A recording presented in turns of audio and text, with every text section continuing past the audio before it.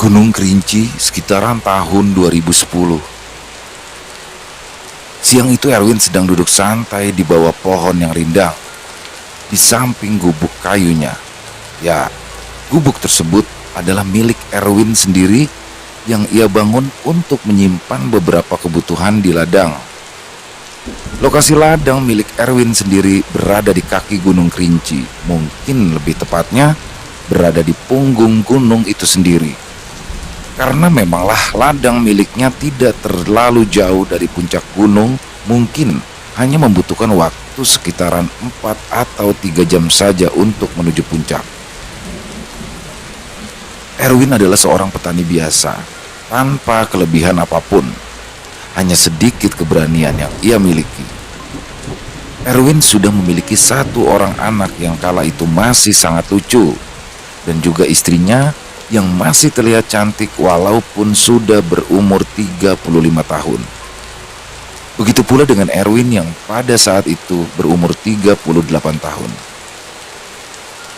Erwin pun menghentikan kegiatannya di ladang karena ia melihat kala itu matahari sudah condong ke arah barat, dan itu artinya sudah hampir memasuki waktu zuhur. Seperti orang-orang pada umumnya, entah orang tersebut sholat ataupun tidak, jika sudah mendekati waktu zuhur maka semua kegiatan haruslah dihentikan. Pamali katanya. Tapi bagi Erwin, ia hanya ingin menghormati, dirinya tidak melaksanakan sholat. Seiring berjalannya waktu, matahari pun sudah mulai menguning. Saatnya untuk pulang ke rumah. Karena sudah 2 hari ini Erwin tidak pulang ke rumah. Karena ia harus menunggui kebunnya agar tidak diporak-porandakan oleh binatang-binatang liar ataupun dari para pencuri tanaman, karena tanaman milik Erwin saat ini sudah hampir mendekati masa panen. Ditambah juga dengan persediaan makanan miliknya yang sudah mulai habis, mau tak mau ia pun harus segera pulang ke rumah. Dan ketika Erwin sudah tiba di rumah, makan malam bersama anak dan istrinya. Percakapan pun dimulai, hanya obrolan ringan untuk menghibur meja makan. Gimana sekolahmu, nak? Tanya Erwin pada anaknya yang bernama Linda. Ya enggak gimana-gimana sih ya, jawab Linda tenang sambil menampakkan giginya yang ompong. Lucu sekali anak ini. Mas, gimana ya kentangnya? Kira-kira bisa dapat banyak nggak? Tanya Leni istrinya. Insya Allah dek, kita berdoa saja ya, jawab Erwin singkat sambil tersenyum kala itu. Malam hari itu pun berlalu dengan diiringi gelak tawa canda keluarga kecil yang sangat bahagia itu. Dan di pagi harinya, Erwin kala itu sudah terjaga. Ia pun langsung bergegas untuk membeli beberapa makanan dan juga tidak lupa rokok untuk kebutuhan beberapa hari kemudian. Erwin harus menginap lagi di ladang. Dan tanpa banyak basa-basi, setelah mendapatkan semua kebutuhan yang memang ia perlukan, Erwin pun langsung menuju ke ladang miliknya yang bisa dikatakan cukup jauh jaraknya dari rumah. Dan sesampainya di ladang, Erwin pun langsung mengecek beberapa bedengan yang sekiranya perlu untuk dicek lebih intensif. Dan di pertengahan hari, Erwin pun mendapat kabar dari istrinya yang mengirimkan SMS bahwa ada kabar duka tetangganya meninggal dunia. Dan mendengarkan kabar duka itu, Erwin pun langsung berinisiatif untuk turun dari gunung untuk sekedar pergi melayat. Dan mungkin ia pun akan kembali lagi setelah sholat asar nanti. Atau juga mungkin bisa kembali di keesokan harinya jika memang cuaca tidak terlalu memungkinkan. Di kala perjalanan pulang, ia melewati beberapa ladang milik orang lain. Saat itu, mata Erwin menangkap sebuah pemandangan aneh. Ia seakan melihat seekor monyet yang cukup besar kala itu sedang mengotak-atik beberapa tanaman milik orang lain. Merasa peduli, Erwin pun mencoba mengambil sebilah kayu, lalu mencoba membidik. Lantas ia pun melemparkan kayu tersebut ke arah monyet besar tersebut. Tapi aneh, bukan rasa takut yang didapati oleh monyet tersebut. Saat itu monyet itu hanya diam dan menatap tajam ke arah Erwin. Erwin pun beringsut mundur satu langkah. Ia heran dan juga sekaligus sedikit takut. Bagaimana kalau monyet besar itu menyerangnya? Saat itu, matanya masih terpaku dengan monyet besar tersebut. Tiba-tiba saja monyet itu sudah berdiri. Dan Erwin baru tersadar jika itu bukanlah seekor monyet biasa, ya, karena badannya yang terlalu besar jika harus disebut monyet. Merasa dirinya terancam kala itu, Erwin pun berjalan perlahan lalu meninggalkan begitu saja monyet besar itu atau makhluk apapun itu. Ya, ia terus saja berjalan. Apa itu tadi? Dalam hati Erwin bertanya. Dan tak lama kemudian sampailah Erwin di rumah. Ia pun langsung mandi juga sekalian berganti pakaian untuk segera pergi melayat. Dan sekembalinya ke rumahnya setelah pergi melayat, ia pun segera menyeduh kopi. Saat itu otaknya berkecamuk, bertanya-tanya tentang apa yang tadi dia lihat. Manusia, binatang, atau hanya badut? Ayolah, tidak mungkin ada badut di ladang seperti itu. Jikapun ada, badut macam apa itu? Erwin pun kala itu terpaksa mengurungkan niatnya untuk kembali ke ladang. Setelah sholat asar, ya ia mulai takut jika terjadi apa-apa pada dirinya. Ia berani, memang cukup berani, tapi Erwin tidaklah bodoh. Kalau manusia mungkin masih bisa ia lawan menggunakan pacul atau parang yang ia bawa, tapi kalau binatang mungkin sekali bacok pun bisa mati. Tapi bagaimana dengan kelompoknya? Tentu saja pasti akan ikut menyerbu dia. Dan selepas asar, Erwin pun pergi ke rumah temannya yang memang berada tidak jauh. Ia menggunakan motor miliknya dan meluncur langsung ke rumah temannya yang bernama Henry. Sesampainya di sana, Erwin pun dibuatkan kopi, lalu obrolan panjang pun terjadi.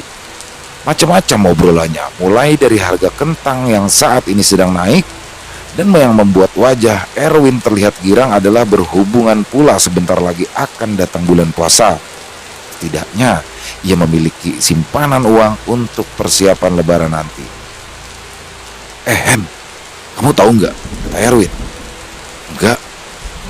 Gini, kamu tahu nggak? Ladang yang ada gubuk bagusnya itu loh. Itu punya siapa ya? Oh, yang ladang cabe ya? Jawab Henry sembari menyulut rokok kreteknya. Iya, kenapa? Aku lihat ada yang aneh tadi, kata Erwin. Aneh kenapa? Kamu tadi lihat monyet besar, iya kan? Jawab Henry mencoba menebak pertanyaan Erwin. Wah, kok kamu tahu? Ya tahu, karena yang lihat itu ya bukan cuma kamu. Makanya kamu tuh jangan menginap di ladang terus. Ya bergaul lah, biar tahu perkembangan lain. Jadi beredar cerita nih. Katanya yang punya ladang itu meminta tolong, tapi meminta bantuan kepada setan, tutur Henry. Ah, yang bener aja. Memangnya setan bisa berladang, kata Erwin kala itu. Ya, gak percaya, tanyai setannya sana, jawab Henry tersenyum gemas. Dah, gak usah dipikirin. Erwin pun kala itu mencoba untuk melupakan pembahasan tersebut dan mencoba untuk tidak berpikir hal-hal aneh. Namun, pemandangan aneh di ladang kala itu menjadikan sebuah tanda tanya besar bagi dirinya. Entah itu makhluk halus ataupun tidak. Erwin pun berusaha untuk tidak memikirkannya lagi.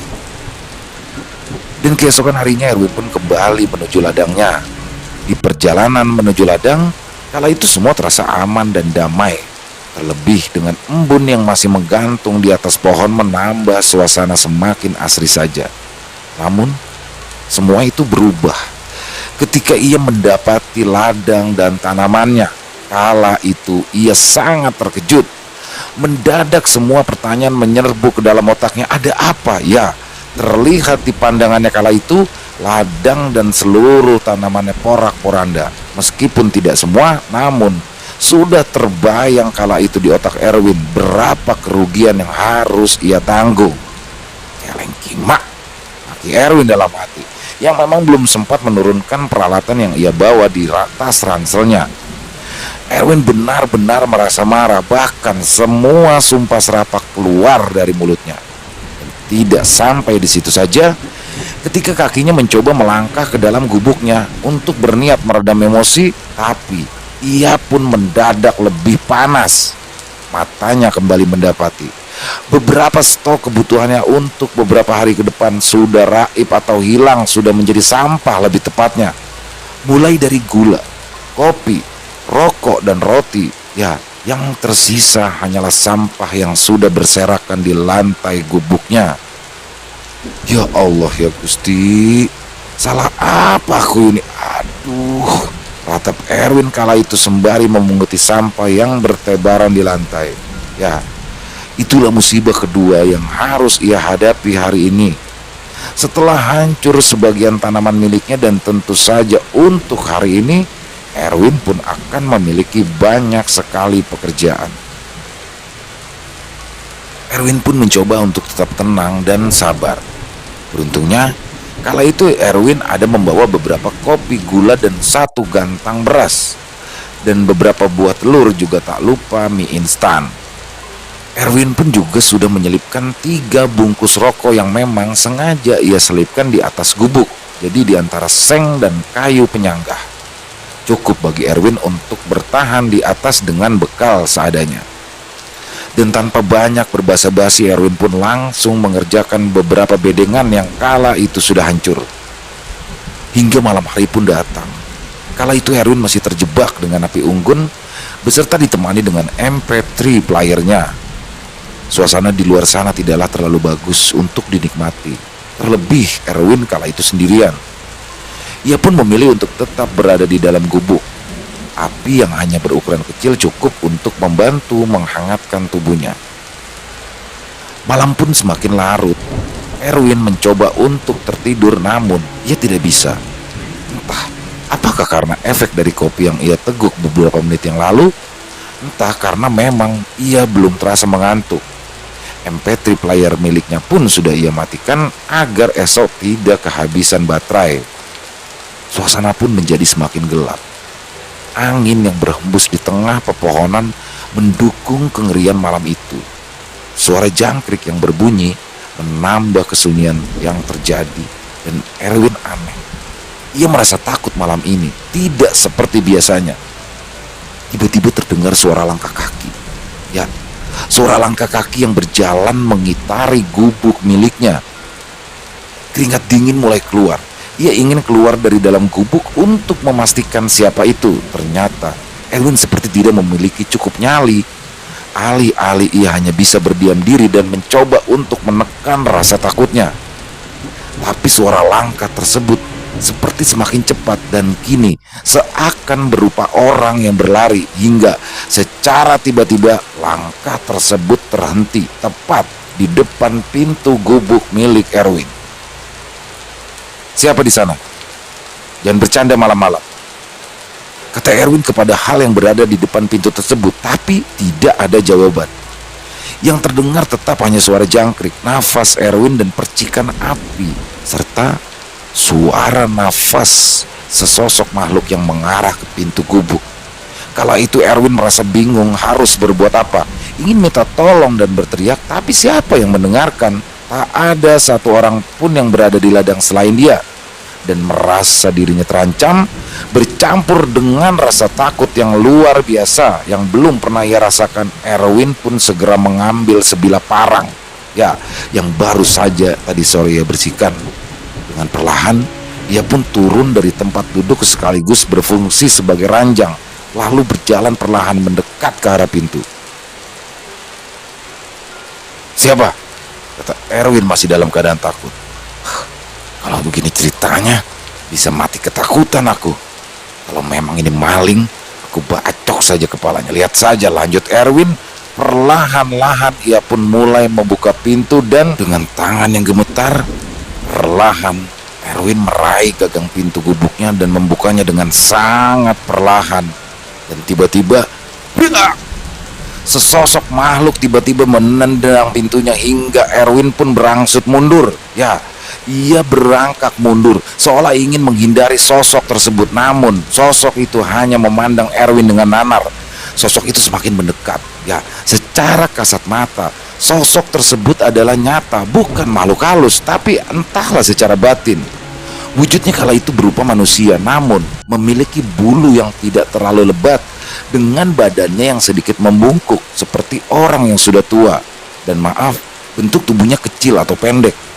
Dan yang paling terlihat perbedaannya adalah kakinya. Ya, kakinya tidak menghadap ke depan seperti orang pada umumnya, namun kakinya menghadap ke belakang atau dengan posisi terbalik.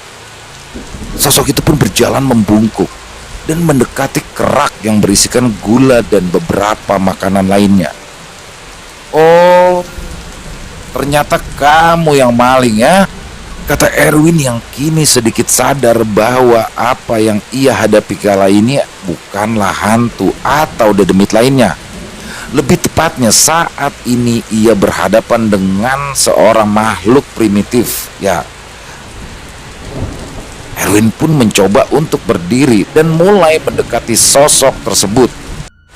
"Berarti kamu juga yang sudah mengobrak-ngabrik ladangku ya," kata Erwin yang kini memang menjadi lebih berani dengan sambil tetap menggenggam parangnya yang sempat terjatuh tadi.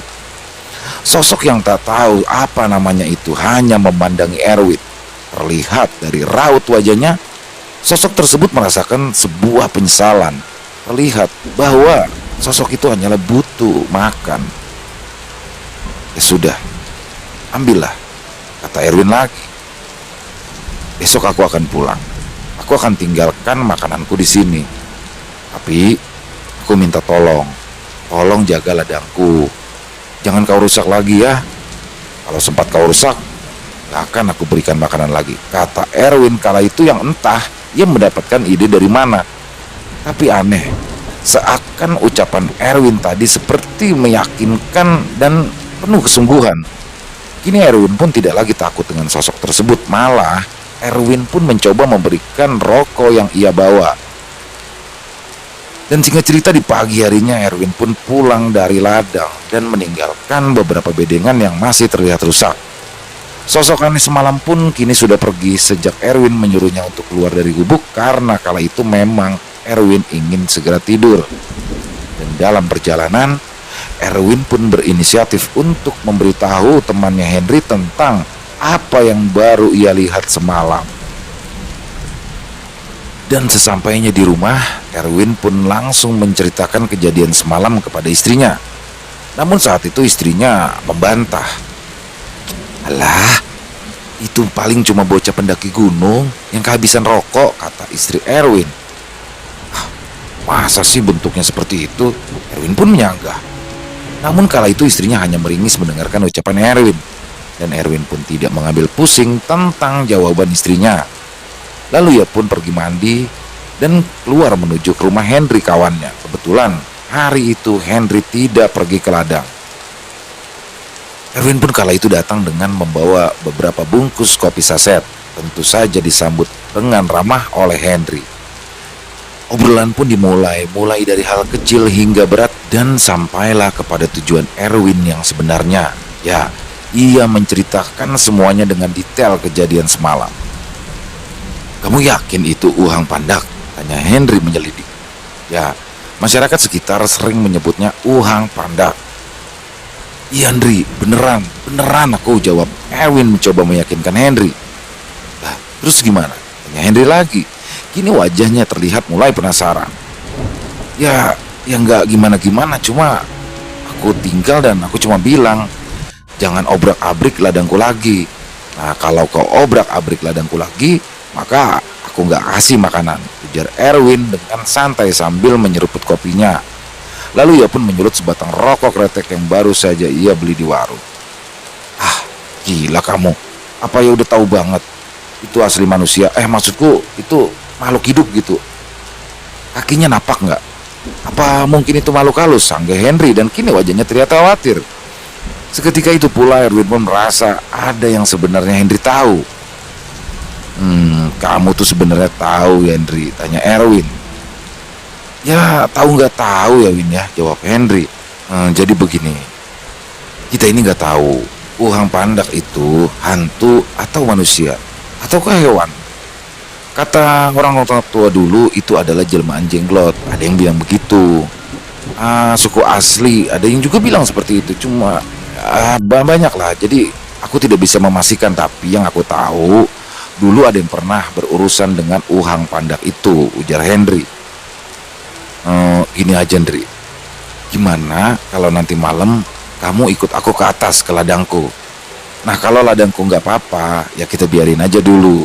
Tapi kalau ladangku hancur, barulah kita cari tahu gimana caranya untuk mengusir dia, jawab Erwin tegas.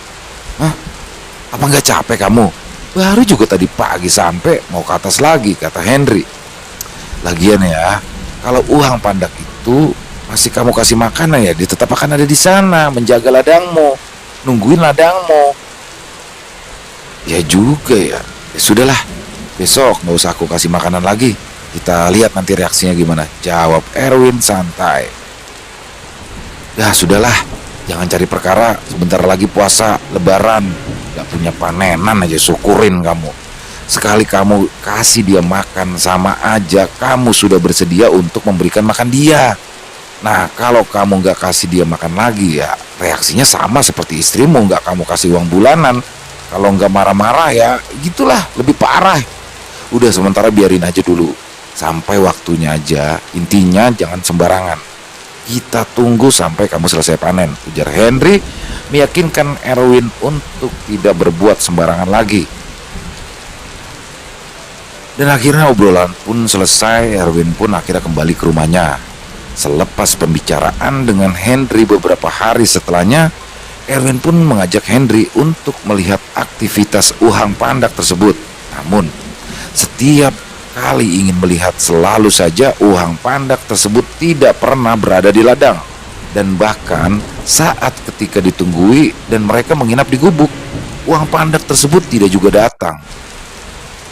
Namun, hal yang anehnya adalah tanaman milik Erwin terlihat sangat subur, lebih subur dari sebelumnya.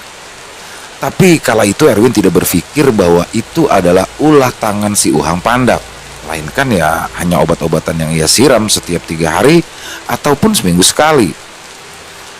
Dan yang menyadari adanya kejanggalan adalah Henry, sahabatnya. Menurut Henry, tanaman tidak mungkin sesubur itu, menimbang obat yang digunakan Erwin adalah obat yang murahan. Bibit yang digunakan juga bukanlah bibit terbaik. Nah, saat itu Henry masih bertanya-tanya. Namun kala itu ia pun tidak mau berkata apapun kepada Erwin. Dan setelah masa panen tiba, saat itu tepat di mana 2 minggu sebelum lebaran. Dan saat panen, beberapa petani pun dibawa oleh Erwin untuk membantu pekerjaan agar cepat selesai. Benar, buah yang dihasilkan cukup besar. Orang-orang yang bekerja pun ada yang heran dan ada juga yang iri, ada pula yang kagum dengan hasil kerja tangan Erwin. Ada yang bertanya kepada Erwin tentang bibit yang ia pakai, namun Erwin pun hanya menjawab bahwa itu hanyalah bibit biasa. Erwin kala itu belum menyadari sebuah keanehan. Ia hanya mengandalkan kata keberuntungan, dan mungkin itu adalah rezekinya. 2 hari pun berlalu. Erwin dan petani lainnya selesai memanen tanamannya. Keuntungan yang didapatkan Erwin kala itu tidak bisa terbilang sedikit, sangatlah banyak. Dengan skala lahan yang sebenarnya tidak terlalu besar. Erwin pun pulang dengan wajah yang sumringah, seolah hidupnya sedang dalam di puncak kejayaan. Tak lupa pula, Erwin kala itu menyumbangkan sedikit hasilnya ke masjid yang berada di desa itu. Dan sebagiannya lagi diberikan kepada sang istri tercintanya untuk membeli beberapa keperluan di hari raya. Ya, meskipun tidak semua. Dan setelah panen itu, Erwin pun masih pergi ke ladang selama 3 hari sekali. Tujuannya adalah memberikan makanan kepada Uhang Pandak, yang memang tidak terlihat selama beberapa hari ini oleh Erwin, atau sekedar merapikan dan membersihkan sampah bekas panen. Namun, selama lebaran berlangsung, Erwin tidak pernah datang ke ladang. Tentu saja Erwin dan keluarganya ingin merayakan hari raya lebaran bersama keluarga dan melepaskan penat untuk beberapa hari ke depan. Namun, disinilah terlihatnya sebuah perjanjian yang secara tidak langsung sebenarnya adalah perjanjian yang sakral dengan Uhang Pandak. Dan selepas lebaran, tepatnya 2 minggu setelah lebaran usai, Erwin pun berniat untuk kembali ke ladang untuk bekerja seperti bagaimana biasanya. Sesampainya di ladang pun tidak ada tanda-tanda keanehan dari ladang milik Erwin. Hingga beberapa hari, Erwin siap untuk menanam kembali. Selama itu pula, tidak ditemukan jejak atau tanda-tanda dari kemunculan si Uhang Pandak tersebut. Bahkan, Erwin pun rela menungguinya hingga tengah malam saat ia menginap di ladangnya, namun tetap saja tidak menemukan. Dan pada akhirnya, Erwin pun menyimpulkan bahwa Uhang Pandak tersebut sudah memiliki tempat lain untuk mencari makan. Dan setelah selesai menanam dan hanya tinggal merawat tanamannya saja, barulah beberapa kejadian tak wajar muncul. Di siang hari itu, tepatnya hari Rabu, Erwin datang ke ladang seperti mana biasanya dengan membawa bekal untuk 3 hari ke depan. Dan sesampainya di tempat tujuan, matanya pun kala itu dikejutkan dengan hancurnya beberapa bedengan miliknya. Dan yang membuat tidak wajar adalah bedengan milik Erwin hancur seperti terlindas oleh 1 unit bulldozer rata, bahkan seperti akan dibuat sebuah jalan. Erwin pun terheran-heran dengan kejadian tersebut. Siapa yang berbuat demikian? Mengetahui hal itu, Erwin pun langsung menelpon temannya Henry untuk segera naik ke ladangnya. Kebetulan, ladang milik Henry pun jaraknya tidak terlalu jauh dari ladang milik Erwin. Weh, mau buat jalan off-road apa, Win? Kok rata banget? Tanya Henry dengan guyonan khasnya. Off-road dengkulmu, pakai Erwin tanpa melihat Henry. Terus gimana? Juga nggak tahu. Kok bisa begini ya, jawab Erwin seakan ia bertanya kepada dirinya sendiri. Kan aku sudah bilangin, jangan ngulah, malah ngulah kamu, jawab Henry singkat sembari menyulut rokoknya yang sempat mati. Ya aku nggak ngulah ya. Kalau nggak berulah kok bisa begini? Coba pikir, mana ada bulldozer sampai di atas gunung sini? Tapaknya juga nggak ada. Nah, kalau bukan Uhang Pandak, berarti ulah siapa lagi nih? Kata Henry asal-asalan tapi seolah sudah yakin bahwasannya itu adalah ulah dari Uhang Pandak. Erwin pun menghembuskan nafas dengan berat. Pikirannya kini menjadi kacau. Ya, ia tak tahu lagi harus berbuat apa. Ya, terus aku harus gimana, Ndri? Tanya Erwin dengan wajah bingung, terlihat putus asa. Kalau menurutku nih ya, kalau kamu ulangi menanam lagi, ya bakalan begini lagi tanamanmu. Pasti itu, aku jamin, ujar Henry dengan serius. Loh, kok bisa? Ya nggak tahu. Kan begini, aku tuh sudah bilang, kita nggak tahu sedang berhadapan dengan siapa sekarang. Kalau manusia kita gebukin juga berhenti. Kalau hewan, tembak saja kepalanya, mati. Nah kalau setan, dingajiin pun sudah pergi. Nah, Uhang Pandak ini apa? Kita semua kan nggak tahu. Nah jalan satu-satunya, ya mau nggak mau kamu harus menjual ladangmu. Lalu kamu cari lagi ladang yang baru, ujar Henry panjang lebar. Ngejual ladang tidak segampang mulutmu. Ladang di atas seperti ini, siapa yang mau? Kata Erwin lagi. Dan Henry pun hanya terdiam, ikut meratapi apa yang dihadapi oleh sahabatnya itu. Saat itu Henry hanya berpikir, mungkin ini barulah sebuah teguran. Dan ia meyakini jika akan ada lagi permasalahan baru yang akan menerjang. Jadi, makhluk apa Uhang Pandak ini? Hantu? Atau hewan? Atau hanya makhluk primitif? Kala itu Erwin pun meminta kepada Henry untuk menginap di ladang menemaninya di malam ini. Henry pun mengiyakan permintaan temannya untuk menginap di gubuk Erwin, juga untuk sekaligus memastikan apa yang sebenarnya terjadi di ladang milik sahabatnya itu. Sore pun berganti malam. Setidaknya malam itu tidak hujan dan membuat suasana kala itu tidak terlalu menakutkan. Api unggun pun sudah menyala. Tidak terlalu besar, namun cukup membuat badan hangat. Henry sangat menikmati malamnya di tempat duduk yang ada di luar dengan kopi dan senandung lagu dari radio miliknya. Ya, hingga malam larut tidak ada tanda-tanda aneh yang muncul. Dan sekitaran jam 2 malam, Erwin dan Henry pun tak kunjung bisa memejamkan matanya. Kok aku kayak nggak bisa tidur ya, kata Henry. Sama, Ndri. Kenapa ya tumben, jawab Erwin sambil menyilangkan tangan di dadanya. Tiba-tiba saja terdengar suara berisik dari arah luar. Entah seperti apa suaranya, namun sangat berisik. Erwin dan Henry kala itu sama-sama melotot mendengar suara tersebut dan mencoba berdiri seakan-akan bertanya, ada apa, tanpa saling mengeluarkan suara. Erwin pun dan Henry langsung berdiri dari dalam gubuk, tak lupa masing-masing menggenggam sebilah parang. Dan tiba-tiba, brak!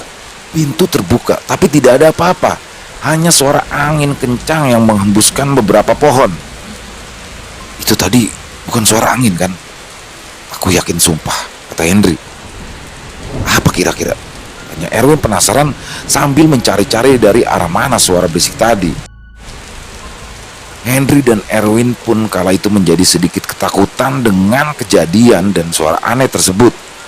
Sebenarnya tidak ada yang aneh jika berbicara tentang hal menyeramkan di sebuah gunung. Karena memang banyak sekali kejadian yang tidak masuk logika jika kita berada di gunung. Mulai dari suara tangis, minta tolong, atau bahkan penampakan yang tidak biasa. Dan tentu saja itu tidak kepada semua orang. Beberapa memang ada yang terpilih untuk bisa mendapati hal ganjil tersebut. Kita kembali ke Erwin dan Henry yang saat ini masih saja berdiam diri, saling memandang, bertanya satu sama lain tanpa berucap, hanya menggunakan gerak mata saja. Ya, tak ada yang tahu suara apa tadi. Erwin dan Henry pun lalu kembali coba masuk ke dalam gubuk, lalu mencoba untuk lebih tenang. Henry pun memutuskan untuk membuatkan segelas teh hangat untuk menghangatkan tubuh mereka. Tapi belum sempat air di dalam panci mendidih, suara tersebut kembali terdengar lagi. Suaranya sangat aneh, seperti suara gemuruh, tapi dicampur dengan suara orang berlari yang seperti menerobos semak belukar tanpa suara langkah kaki. Sebenarnya suara apa sih itu? Henry sudah mulai terlihat kesal dengan suara tersebut. Ya, kesal yang bercampur rasa takut. Entahlah, jawab Erwin. Mereka pun lalu kembali keluar dengan tetap memegang parang di tangannya, sama seperti sebelumnya. Lalu ditambah dengan senter milik Henry saat mereka sudah berada di luar dan berhenti untuk saling mengamati sekeliling lagi. Suara itu menghilang, namun tak lama, hanya sepersekian detik saja, tiba-tiba dari arah yang tidak terduga, suara itu pun kembali muncul dan kini semakin jelas. Dan saat suara itu mulai mendekat dan semakin dekat, suara itu kembali menghilang. Erwin dan Henry pun mengamati sekeliling. Henry menyorotkan lampu senter di tangannya, dan apa yang terlihat oleh Henry membuat dirinya mematung terdiam, seakan jantungnya berhenti memompa darah dan membuat dirinya diam terpaku. Erwin yang menyadari Henry sedang berdiri seolah mematung pun mencoba menepuk pundak Henry. Win, itu apa? Itu apa? Kata Henry liris akan mengisyaratkan untuk tidak bersuara lebih keras. Apa? Tanya Erwin penasaran. Itu ada mata kuning, manusia atau beruang itu, kata Henry yang terlihat sangat takut dan wajahnya terlihat pucat pasi.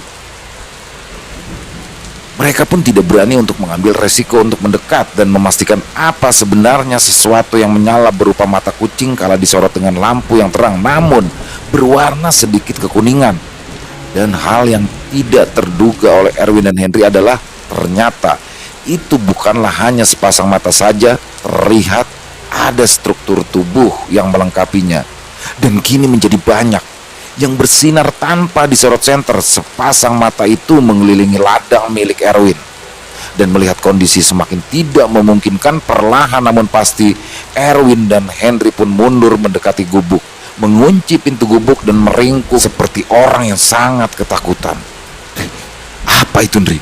Erwin pun lirih. Sudah diam, aku juga takut. Banyak sekali lagi, kata Henry yang juga ikut ketakutan. Dan tidak lama setelah itu Henry pun kembali keluar dari gubuk untuk memastikan apakah sosok tersebut masih ada atau tidak. Dan ternyata sosok itu sudah tidak ada. Henry pun merasa sedikit tenang karena sosok tersebut sudah tidak ada lagi di sekeliling mereka. Lalu Henry masuk ke dalam gubuk dan mencoba untuk menenangkan diri. Walaupun dia tidak sepenuhnya mendapati tenang. "Pulang saja yuk," kata Erwin. "Gila, jam segini ngajakin pulang.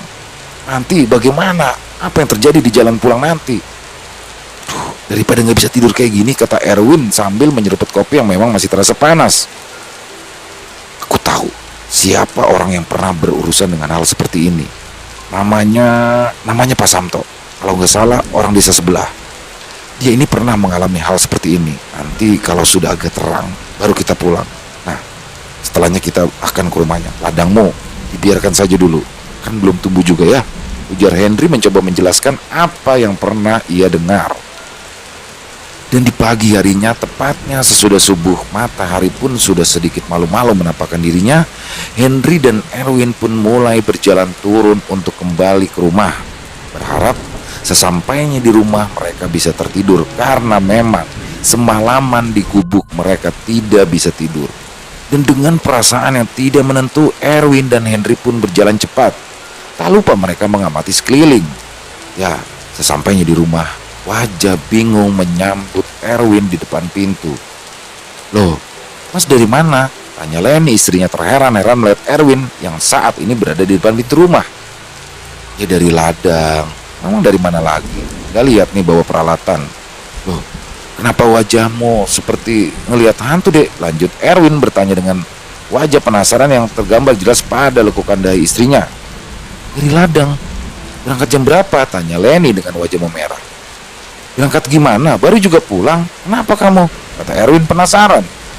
"Lah, kalau kamu dari ladang, terus yang tadi malam pulang bikinin aku kopi, terus yang meluk aku siapa?" kata Leni dengan wajah yang mulai terlihat ketakutan. "Ah, kamu jangan bercanda, Dek. Aku baru pulang ini. Tadi malam aku menginap dengan Henry." "Kamu mengigau ya?" jawab Erwin belum percaya, namun mulai sedikit risau. "Bukan, Mas. Aku nggak mimpi. Bener. Orang katamu. Aku suruh goreng ubi segala macam. Ah, kalau bukan kamu lalu siapa?" Kini wajah Leni pun sudah mulai pucat, takut hal yang tidak pun terjadi pada dirinya. Tapi kamu nggak berbuat yang lebih kan, Dek?" tanya Erwin memastikan kejadian semalam. "Enggak, Mas. Kalau sampai begitu enggak," jawab Leni yang masih terlihat pucat. "Aduh, apa itu? Ada apa yang sebenarnya terjadi?" lanjut Erwin lagi. Sudah begini saja. Nanti setelah jemput anak, langsung saja pulang ke tempat ibu. Mas nggak bisa pulang nanti malam. Sedang ada masalah di ladang. Daripada tidur di rumah, kejadian lagi terulang. Nanti malam pokoknya kamu harus tidur di rumah ibu ya. Pokoknya turuti saja omonganku. Jangan bertanya. Yang penting kita semua selamat, lanjut Erwin dan langsung masuk ke dalam kamar. Dan dengan tanpa menjawab, Leni yang mengerti dengan gelagat serius suaminya hanya mengangguk mengartikan bahwasanya ia akan menuruti keinginan suaminya. Leni pun langsung mengemas beberapa pakaian untuk beberapa hari ke depan. Dan Erwin pun juga berkata kalau untuk sementara Leni pun harus tidur di rumah mertua, berhubung tidak pula terlalu jauh jaraknya dari rumah. Erwin kala itu juga berpesan untuk tidak mengatakan kepada orang tuanya bahwa ada sedikit masalah di ladang. Ini semua agar orang rumah tidak merasa panik. Dan Leni juga menuruti semua kemauan Erwin tanpa bertanya lagi. Setidaknya dia akan menerima jawaban jika masalah ini selesai atau malah semakin memburuk. Leni pun kala itu kembali mencoba memutar ingatannya, mengingat kembali apa yang terjadi semalam. Mungkinkah ia bermimpi? Tapi rasanya tidak. Ia benar-benar merasakan pelukan yang cukup hangat tadi malam. Dan Leni pun cukup meyakini bahwa tidak ada kejadian yang tidak diinginkan malam tadi. Di dalam kamar, Erwin kala itu mencoba untuk memejamkan matanya. Namun aneh, semakin ia coba semakin ia tidak bisa tidur. Pikirannya berkelana mengitari sudut kejadian yang telah terlewat, mengamati setiap inci yang terjadi dan memikirkan kejadian yang menimpa sang istri.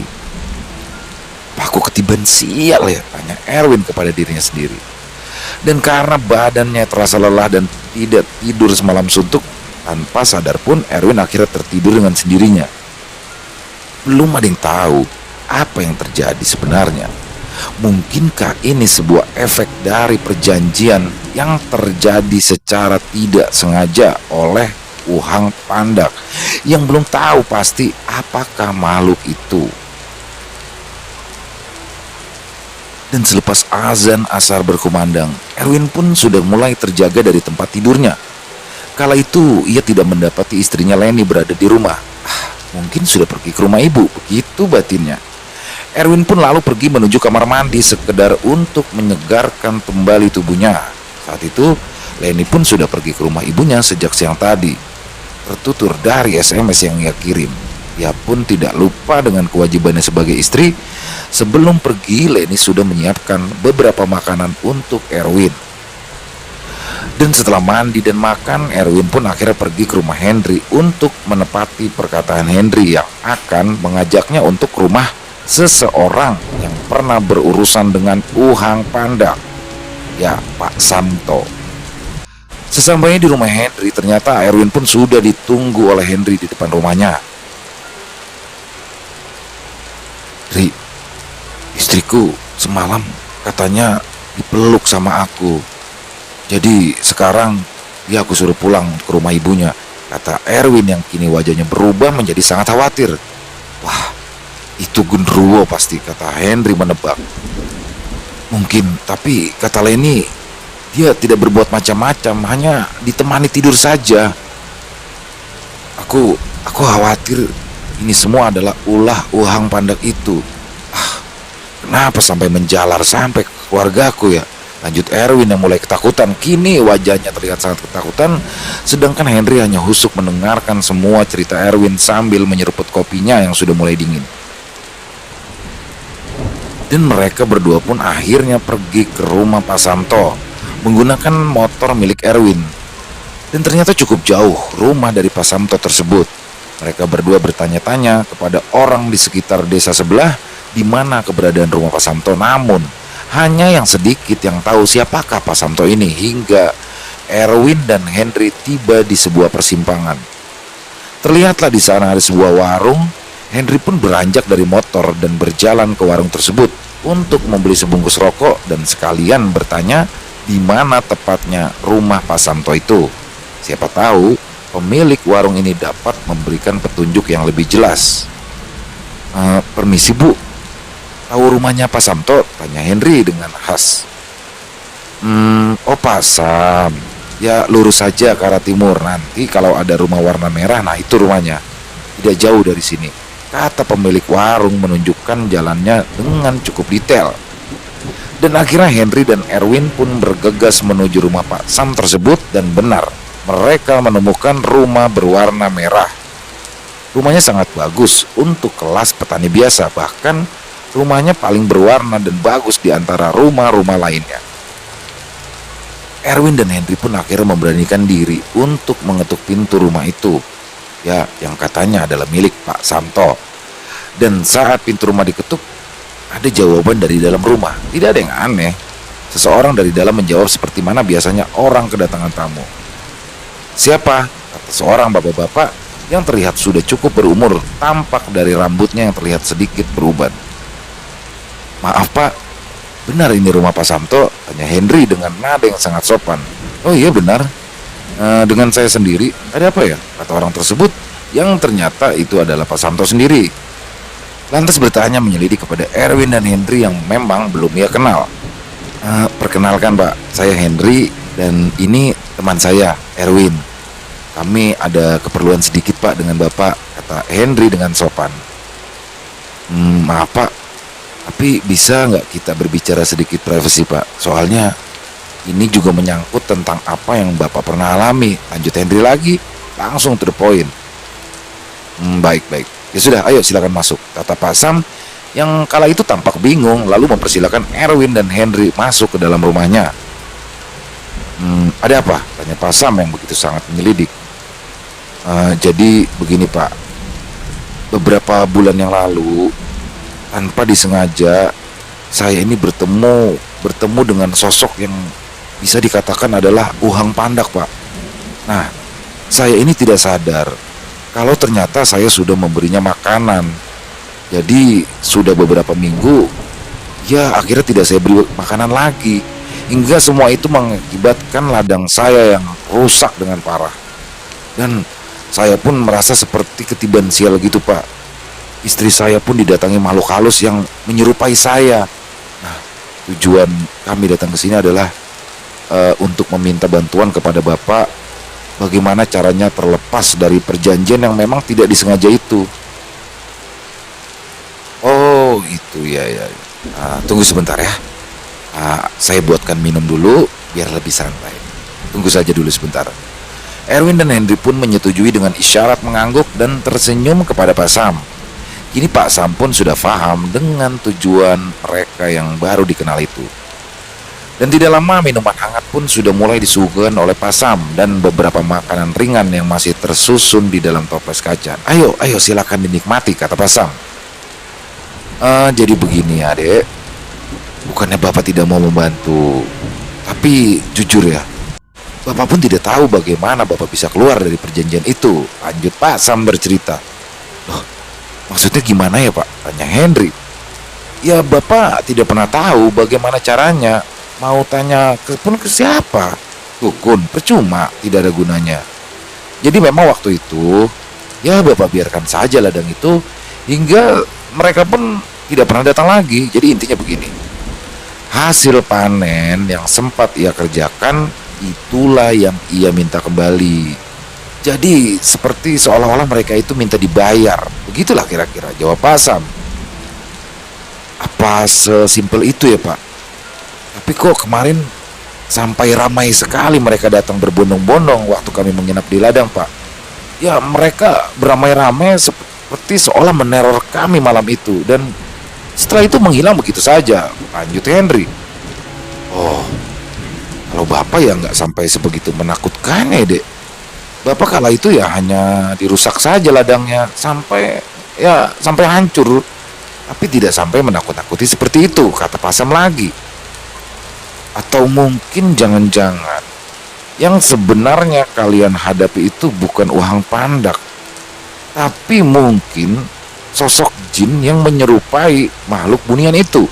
Lanjut Pak Sam lagi seakan memberikan jalan baru pada masalah Erwin. Pak, sebenarnya uang pandak ini apa ya Pak? Tanya Erwin tiba-tiba. Wah, kalau itu pun sampai sekarang Bapak tidak bisa menjawab. Beberapa orang ada yang bilang jika itu manusia, dan beberapa aja yang bilang itu adalah hantu. Ya, kita semua tidak pernah ada yang tahu pasti, jawab Pak Sam kala itu sembari tersenyum. Buat apa juga kita mencari tahu tentang hal yang tidak ingin diketahui, ya kan? Membahayakan diri sendiri itu tidak baik, lanjut Pak Sam. Ya, saya mencari tahu Pak, agar kehidupan saya bisa kembali normal lagi Pak, dan agar keluarga saya tidak lagi diteror oleh hal semacam ini lagi, kata Erwin yang mulai terlihat kesal. Jadi begini, tadi kan sudah Bapak katakan, intinya Uhang Pandak ini hanya meminta bayaran kepadamu atas pekerjaan yang sudah ia lakukan pada ladangmu, kata Pak Sam yang seakan meyakinkan. Tidak ada jawaban atau perkataan lagi dari mulut Erwin dan Henry ketika Pak Sam mengatakan hal itu kedua kalinya. Suasana kala itu pun menjadi canggung dan hening.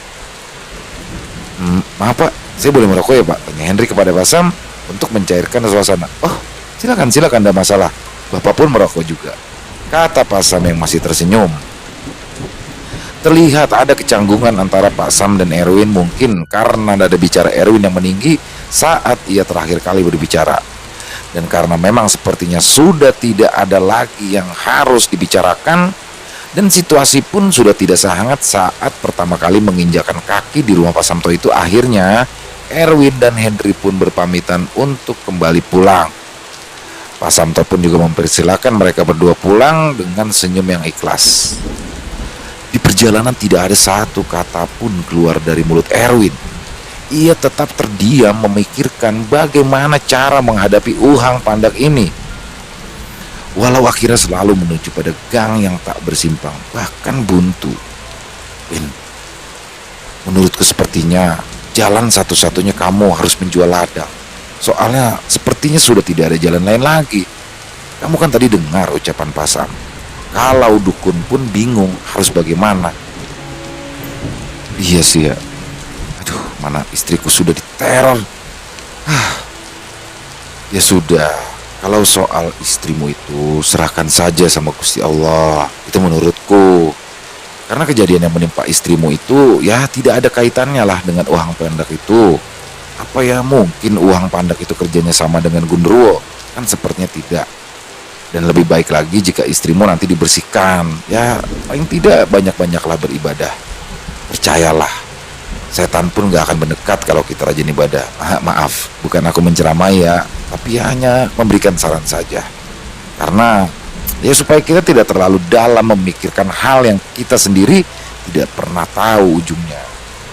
Erwin pun terdiam mendengarkan ucapan dari Harry. Mungkin ada benar. Keluarganya memang selama ini kurang atau bahkan bisa dikatakan tidak dekat dengan sang pencipta. Ya, apapun masalahnya, jelas hanyalah Tuhan yang membuat dan memberikan solusi dari masalahnya. Setidaknya dengan doa dan berusaha, manusia bisa mendapatkan solusi dari semua masalahnya. Dan sehari setelah itu Erwin pun akhirnya menjemput istri dan anaknya untuk kembali dibawa pulang ke rumah. Dan Erwin pun akhirnya menceritakan kepada Leni apa yang sebenarnya terjadi di ladang. Leni pun mengerti dan paham akan keadaan Erwin saat itu yang tidak pernah tahu bahwa sejatinya ia tidak pernah membuat perjanjian kepada Uhang Pandak. Dan malam harinya terbesit pikiran Erwin tentang ucapan Henry yang pada intinya itu adalah agar keluarga Erwin lebih dekat lagi kepada Tuhan. Terbesitlah sebuah ide yang sejujurnya ia pun tidak tahu cara ini akan berhasil atau tidak. Kala itu Erwin pun mengadakan sebuah syukuran di rumahnya dengan tujuan agar rumahnya lebih sejuk lagi dari sebelumnya. Dan bertujuan yang kedua adalah upaya agar tidak ada lagi gangguan dari Uhang Pandak tersebut. Dan Leni pun menyetujui hal itu, bahkan sangat mendukung. Beberapa hari setelahnya syukuran pun diadakan, beberapa tetangga pun datang, termasuk juga Henry. Dan Buya yang mengimami pengajian pun melantunkan ayat suci dengan merdu saat itu. Erwin tidak berpikir lagi entah ini berhasil atau tidak, setidaknya ia sudah mencoba. Besok aku mau ke ladang. Ya siapa tahu dengan syukuran sederhana ini Uhang Pandak itu tidak lagi menggangguku. Dan di keesokan harinya pun Erwin kembali lagi ke ladang dengan bekal seadanya dan seperti biasa membawa parang dan juga cangkul. Namun bedanya, kala itu Erwin membawa seekor ayam yang sudah dimasak dan beberapa sayuran. Dan sesampainya di ladang memang benar, ladang miliknya sudah tidak lagi seperti sebuah ladang, melainkan hanya seperti tanah lapang yang sangat rata. Ia pun hanya menghela nafas yang panjang.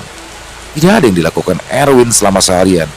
Ia hanya duduk sambil merokok dan menikmati kopinya di depan gubuk, sambil terus memandangi ladang miliknya yang seakan sudah terlindas oleh sebuah alat berat. Kalau memang ini balasannya, aku minta maaf, aku mengaku salah. Entah kamu mendengarnya atau tidak, aku sudah tidak peduli.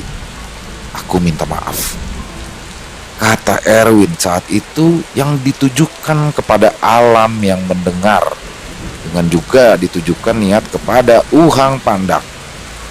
Dan sore sebelum Erwin kembali ke rumah, ia pun menaruh ayam yang sudah ia siapkan di dalam gubuknya. Ini adalah makanan terakhir untukmu.